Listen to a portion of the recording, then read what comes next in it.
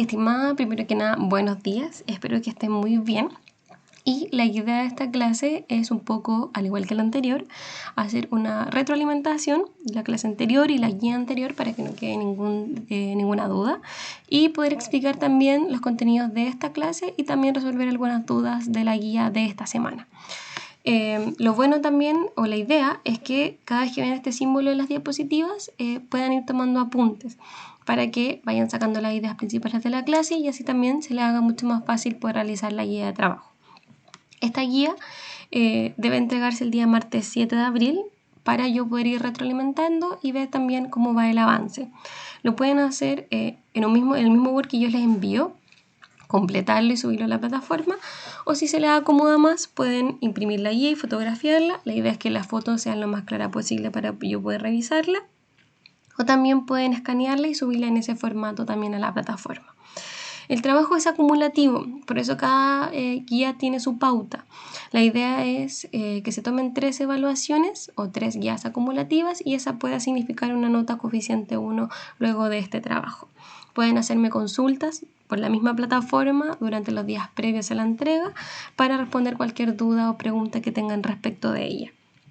Entonces, la idea de la clase de hoy es explicar la evolución cultural, específicamente comprender esta evolución cultural de los primeros homínidos, específicamente en la época del Paleolítico.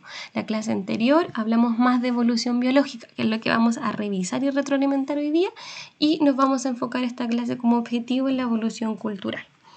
Entonces, para recordar, clase anterior vimos la línea de tiempo. Dijimos que estamos estudiando el Paleolítico, que luego vendrá el Neolítico, pero que ambos son parte de la paleohistoria, que significa historia antigua.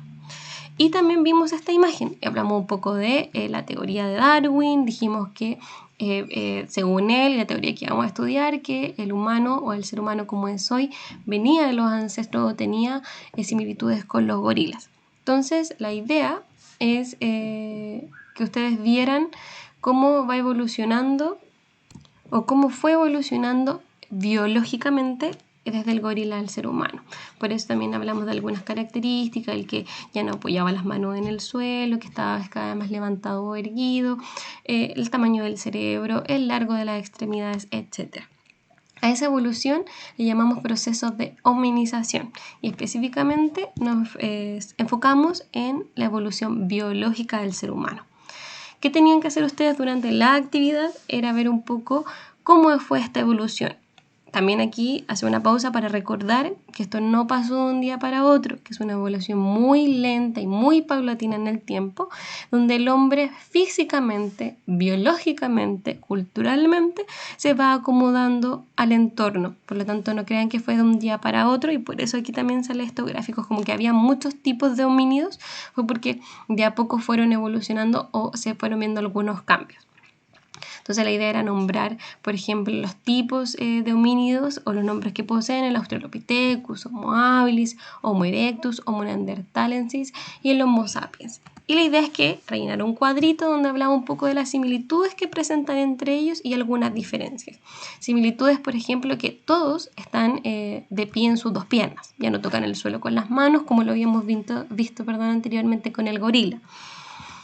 Diferencias, por ejemplo, que algunos dicen que vienen desde África o aparecen en África, mientras que los otros ya comienzan a moverse, por ejemplo, hacia Europa, Asia, Oceanía, y después terminan ya en todos los continentes. También podemos ver con la estatura, cómo van aumentando de estatura. Solamente en este caso se puede ver una especie de disminución. Pero también como su capacidad cerebral, el tamaño del cerebro también va aumentando, ¿ya?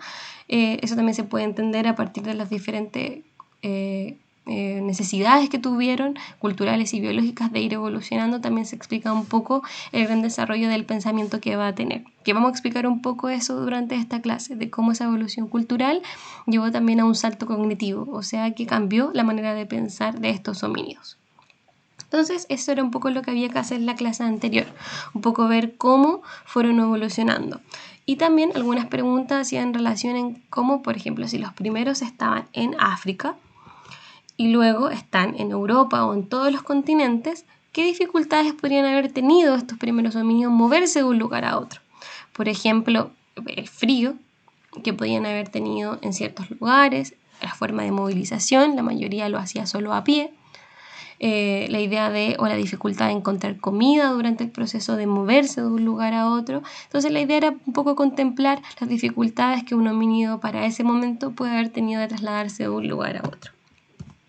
Entonces, principalmente, clase anterior, nos enfocamos en la evolución biológica, cambios biológicos de los primeros homínidos. Por ejemplo, ¿qué era bípedo? Esa era una pregunta dentro de la guía. Bípedo es que ya se mantiene en sus dos pies, ¿cierto? Ya no es un gorila que necesita apoyo de sus patas en el suelo, sino que ahora tiene una posición erguida, levantada. Eso quiere decir que el hombre ya está más derecho. ¿Qué significa eso? De que puede tener sus manos libres. Y eso significa poder utilizar más las manos para otras cosas y ya no solamente en el apoyo en el suelo. Por eso también en el homínido se les desarrollan sus pulgares opuestos para poder tomar ciertas cosas, alimentos, herramientas, etc. También se desarrolla el cerebro, crece, la laringe también se desarrolla más con la posición erguida y también el vello corporal, que muchas veces va disminuyendo debido a cambios culturales que nos vamos a enfocar en esta clase, que es por ejemplo el uso de ropa, ¿ya? La mayoría de las veces el uso de la piel animal, en este caso, para poder tapar el cuerpo ante el frío o los cambios de temperatura.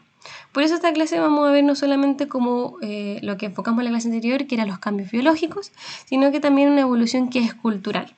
Para partir, obviamente, hay que definir qué es cultura, que es más o menos lo que está enfocado a la primera actividad de la guía, que es al final explicar un poco cómo se vio la cultura dentro de ese momento del Paleolítico específicamente, entendiendo que la cultura es este conjunto de expresiones y creaciones del ser humano, que tiene que ver con los modos de vida de este ser humano, las costumbres, qué es lo que cree, los conocimientos que desarrolla y también cosas que crea, no solamente lo que cree. Por ejemplo, el arte muchas veces que se va a desarrollar y que lo vamos a ver también durante esta clase. Entonces, en el Paleolítico, el hombre o las sociedades vivían de la pesca, la caza y la recolección de frutos. En cuanto al fuego, se dice que recién el Homo erectus lo comenzó a utilizar, pero no se tiene muy claro a partir de las evidencias que hay si es que logró controlarlo, mientras que el Homo neandertal ya se tiene un poco más seguridad de que sí logró controlarlo, dominarlo y por lo tanto ocuparlo para su defensa o también protección contra el frío. También comienza la fabricación de instrumentos. Como habíamos dicho, el hombre ya tiene sus brazos más libres y puede crear armas. Y la mayoría de estas armas durante el Paleolítico son hechas de piedra. Por eso el Paleolítico significa piedra antigua, ¿ya?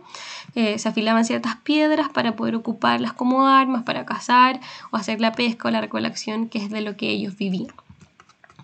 ¿Cómo vivían? La mayoría estaban en bandas, que eran estas familias que no tenían más de 100 personas. ¿Por qué no eran tan numerosas? Porque eran nómades en el Paleolítico y se trasladaban de un lugar a otro para buscar su comida o para resguardarse de ciertas condiciones climáticas como el frío o mucho calor. Y también muchas veces como el clima cambiaba y los animales migraban, el hombre también tenía que seguirlos, ya que vivían de eso, de la caza o de la pesca. Entonces, la actividad del ítem 2 es esta imagen que tiene números dentro de la guía y tienen que ir un poco en una lista nombrando lo que ustedes ven de características que tiene este campamento paleolítico. Una de ellas, por ejemplo, la pesca.